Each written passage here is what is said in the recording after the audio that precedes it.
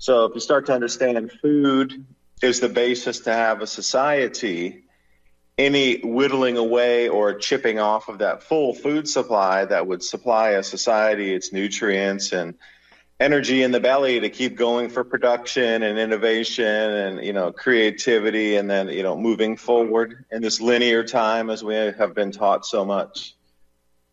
Well, if that gets reduced in any way, there must be also an effect on society.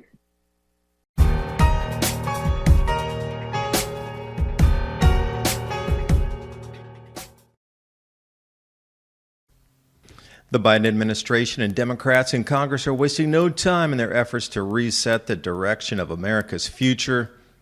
The Wall Street Journal estimates that of the $1.7 trillion stimulus bill, only $825 billion was directly related to COVID, and it's estimated that 2021 will include another $3 trillion in stimulus money printing, bringing the total to $6.3 trillion in 2020 and 2021 alone. And that's why you'll instantly understand when Wells Fargo and Goldman Sachs both say it's the time to buy gold. It's time to heed that advice. Patriot Gold Group has the no-fee-for-life IRA, where your IRA or 401k can be in physical gold and silver, and you may be eligible for the no-fee-for-life IRA. So go ahead and give the folks at Patriot Gold Group a call to discuss physical gold and silver, and the knowledge that Patriot Gold Group is Consumer Affairs' top-rated gold IRA dealer 5 years in a row from 2016 until present. Click the link in the description box below for more information. And now on with the video. You're listening to the Republic of Texas Radio. Today's show should be a little bit different. Welcome to the time change. How do you feel? It's a daylight savings nonsense, and I can't believe that the U.S. still goes on with this. I think it's the only country in the world still doing it. Since I'm out here in East Tennessee, and it's a huge farming community where I live out here, the original story is back in the day when school kids would still help on the family farm to do harvesting. When they were walking to school, there was a difference because, you're going back 100 years before even school buses in some of the rural communities. So to allow the kids to have a lit path to go walk, they would do that in the winter. In the fall back is where they go, spring forward, fall back. So the kids could actually see to go walk to school early in the morning. But since it gets lighter earlier in the summertime, that's why they changed the time forward. And in the winter, it'll fall back again. It was about school kids having light on the roads walking. Yeah, I've heard lots of different stories of what it's about. I'm not too sure. World War II and World War I have, been stories, but in the end, it's all stories, and some of them are even logical, like the one that you're telling me. It definitely isn't good to be walking in the dark, going to school. But my mom did do that. She walked up the hill in the snow, both directions. Like, okay, Ma, have fun with that. But that's just a story that kids tell or moms tell or somebody tells. Hey, David, it's been, what, two plus years since you've been on the show. And, back then we were talking about what the heck is a grand solar minimum? That was when the first time that I heard about that was probably somewhere in 2019, 2018, and you were talking about it, and it was kind of like, okay, is this going to really happen? There's some logic that's built around, the solar cycles, and it's been founded for quite some years. Everybody's been watching, well, not everybody, but a lot of the hammies and the RF people, they've been watching it for a long time, the governments and anybody that has anything to do with radio telemetry, not even to mention the astronomers. And, they watch the sun. And then they've been doing it for years.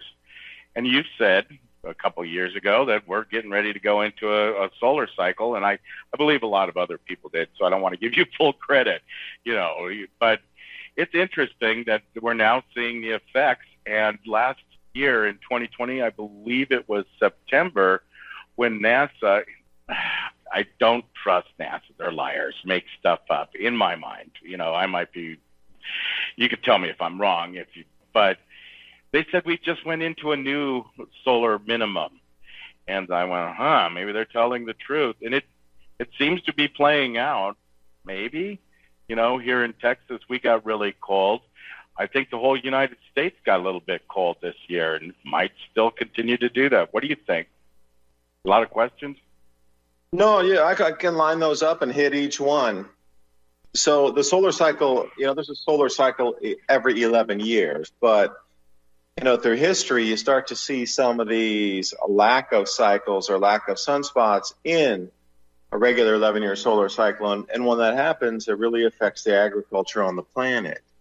So if you start to understand food is the basis to have a society, any whittling away or chipping off of that full food supply that would supply a society its nutrients and energy in the belly to keep going for production and innovation and, creativity and then, moving forward in this linear time as we have been taught so much.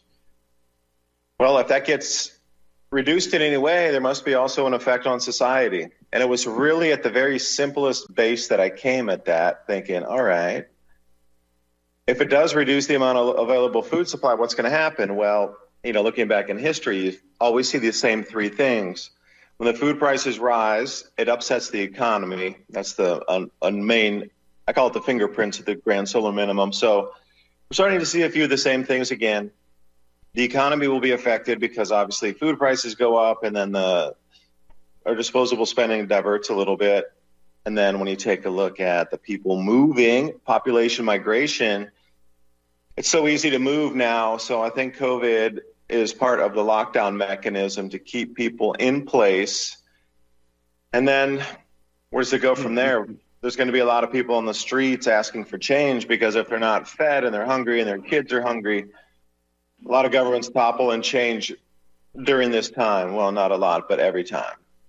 So we start to see the same things again here. So we look at the change of government. Oh, the Great Reset suddenly here at the same time.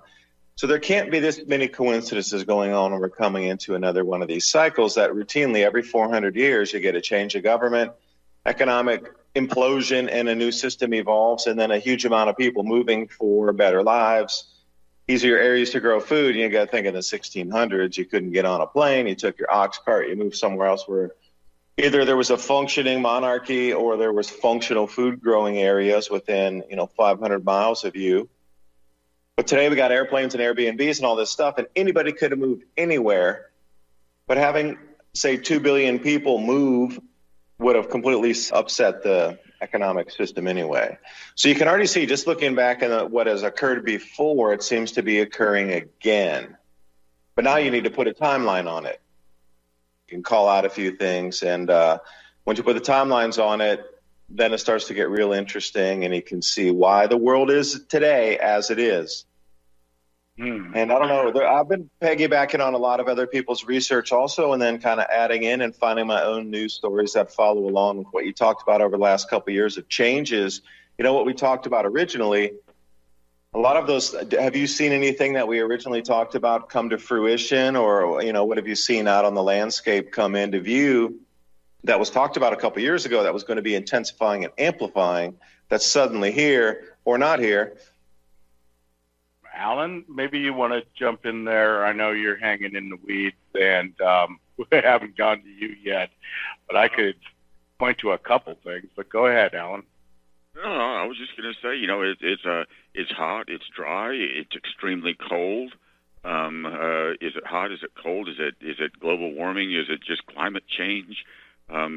Hey, I guess the last time this happened, it was probably easier to move back then. They could just get onto the Thames River and move on the ice and just drag their stuff on the ice along with them, huh? Yeah. Well, what I've seen, and I see kind of what you were talking about there, David, about the stopping everybody, and maybe COVID, which is all about holding people where they're at so they can't move out of the zones that'll be changed a little bit. I'm watching the world change. They've been telling me that global warming is coming since, well, the 90s, right? And we blew that out of the water in the 90s. And you go, what? But they still love it. But we've got some weird things going on. And I don't know which ones are weird or which one's hyperbole or what. I did see last week they came up with this new thing. And I don't know if this is part of the grand solar minimum. And they call this a space hurricane. So they got a space hurricane going on over the Arctic. And this all could be related to the sunspots. You know, I have a hammy friend of mine that I contacted after the big Texas snowstorm thing. And, he told me, and he was kind of like, do you know, Steve, that this is not from global warming? And I said, yes, I know. He said, do you know why it's happening? And I go, well, is it the grand solar minimum? And he said, what? You know about this? And I'm like going, yeah, tell me how it works, right? Because in the hammy world, they know this. Bouncing radio frequencies from their house to other people and talking and saving people's lives a lot of times. But I don't know all the things that are going on. I can point to that, David. I could point to the space hurricane and say, damn strange. That's kind of some of the things that I've seen, not just the basic stuff that you've been talking about lately. The food prices going up. If I can go super deep, super quick, I just wanted to set that and frame it the way it is. So these things happen on a regular basis, and it does affect society to the core. Now, let's say, a government body or a ruler of. Don't think about it as a global government. Think about it as a system of global governance. And those in charge of that are implementing the policies across the planet here. Now, let's say leadership at the global governance level understands these cycles also. So right now with COVID, you're being pre-trained for rationing on how much food you're going to be able to get. Because you cannot tell me that at the same time I am talking about lack of food and real difficulties growing food and feeding the population of the planet. We're suddenly standing 6 feet apart out in front of grocery stores waiting to get in. And when you do get in there, you're already on rationing, and you can only get 2 of this, you can only get 1 of that. This is a soft drip feed into full global rationing coming up, because the food shortages are not here in earnest yet. But by the end of the year, you're going to see some incredible, massive food prices that'll just shock you. And when you talked about that space hurricane, I'm going to go and I'm going to throw another thing to give you a specific timeline up to 2024. Now, since we spoke last in our last interview a couple years ago, there's been a bunch of new information to verify what I'm going to say. And everybody listening out there, you might say, that's crazy. I never heard about it. That guy's insane talking about this. I would encourage you to try to discredit it or disprove it, because all the information is there at your fingertips, and I'll give you the keywords to look for all this research. So our key dates now are 2024 in this first wave moving forward of the most upset in terms of us living on the surface of this planet is going to be here in the first wave of 2, which will culminate right around October of 2024. Now, why would I say that? Because you brought up the space hurricane at all, and the jet streams moving and the polar vortices and the equatorial vortex are going to go into places they really haven't gone in either 400 or 2,000 years. Right now, coming up, beginning now between 20 and 24, you're going to see the extremes beyond the extreme, to the point where you might even see things in the heavens and the skies that are coming off the canyon walls at Chaco Canyon, kind of plasma displays with different electromagnetic effects in our atmosphere between now and 2024. Now, if you know about magnetic fields and what you're talking about, the ham operators, the sun is stepping down in its electromagnetic frequency and also the intensity of its output. Well, that's affecting our magnetosphere and those magnetic points you're talking about, the polar wander, and the way that this is affecting our jet streams and the magnetosphere also affects that ionosphere and how close in it is to the Earth's surface here, and that affects the radio signal bounce, and that's why those ham guys so understand what's going on.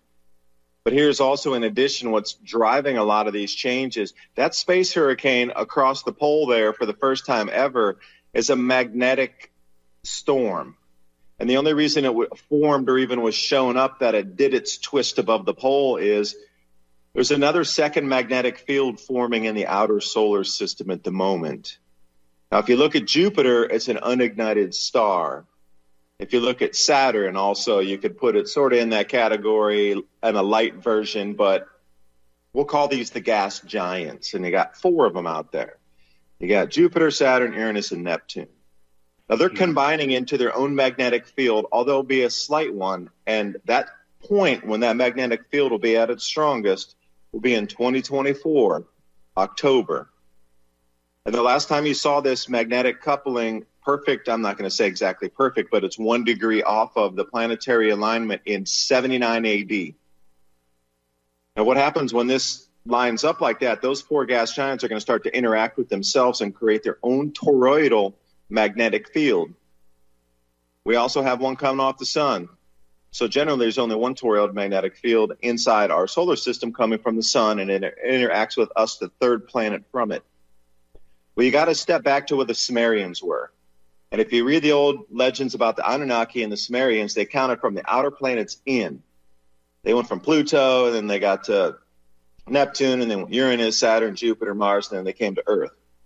Well, if you think about the new magnetic field forming up, if it is Jupiter, Saturn, Uranus, and Neptune creating a new magnetic field looping in on a toroid fashion, you only got one planet, Mars, and then we got the Earth, so we'll be the 2nd planet away from the new magnetic field forming, and it'll be the 3rd planet away from the traditional sun's magnetic field.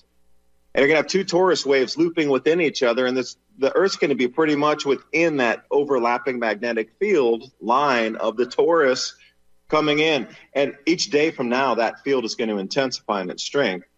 So there'll be a significant, massive jump coming at October of 2021. There's another magnetic crossing line that we'll go over. And then from that point forward, each day is going to get magnetically more active and more, let's say, intense. So the swings that you're seeing, the summertime is going to go into super fire furnace blowtorch mode at that. But when we're coming in, what you saw in Texas is just the beginning of finally the storm. Those types of storms are here. So each year you can expect that, but way more intense on the other end. So we're going to swing from Texas type to like blazing hot Sahara Desert, back to the super ice Texas storm, brutal, never seen cold, swinging back and forth each year. But in the middle, the storm formation as this new cloud layers forming with all the cosmic rays. This springtime is really going to be an anomaly. So if you're in the U.S., anybody out there, this springtime coming into now is going to be one of the most ferocious, epically tornadic-ridden, dangerous events in, if not centuries, coming into this season here. This is going to be a season of tornadoes that will make all other seasons of tornadoes in our lifetime look small in comparison to what's happened. The extremes, the hailstorms, look from the most massive hail that you've seen. The tornadoes are going to be off the charts, probably breaking records. Even it'll probably smash past the 2011 super tornado year. Above that, and then the size of the hailstorms with the wind coming in this spring is going to be unprecedented. And that's just what you'll expect every spring moving forward. And I know I talked too long, so I'll let you go back. But second magnetic field forming 2024, and then it should start uncoupling it at that point. I think this is why COVID's right here, right now, to control everything. Control the supply chain, control the people's access to goods, services, and whatever, and hopefully bring us through this in a nefarious, weird way. Nefarious, weird way. Well, that's a hell of a morning opener. You know, we went in quick. I want to go to Alan because I know he's back there chewing on his tongue, you know, wanting to get in there because you're hitting some numbers. Sorry, can I add one more thing to finish up? I forgot this one thing. Please, everybody, try to disprove this because it's happening in 6-month step-down increments, which is interesting. If you went back to 2019 in, let's say, February or March, the atmosphere of Pluto collapsed in on itself. 6 months later, Neptune's atmosphere reversed, and that storm reversed direction on Neptune. And now this 6 months right now, on this interval, it looks like there's problems with the atmosphere of Uranus happening. So if you march that out every 6 months, we have a different planetary atmospheric event happening across our solar system. We get right until 2024 also, which is super interesting. if you're doing the math on 6-month increments. And this is why I say, try to disprove what I'm saying. You're looking for the collapsed atmosphere of Pluto, and then 6 months later, you're looking for a reversed atmosphere in Neptune. Hey, everybody that's listening, come out. You can do it.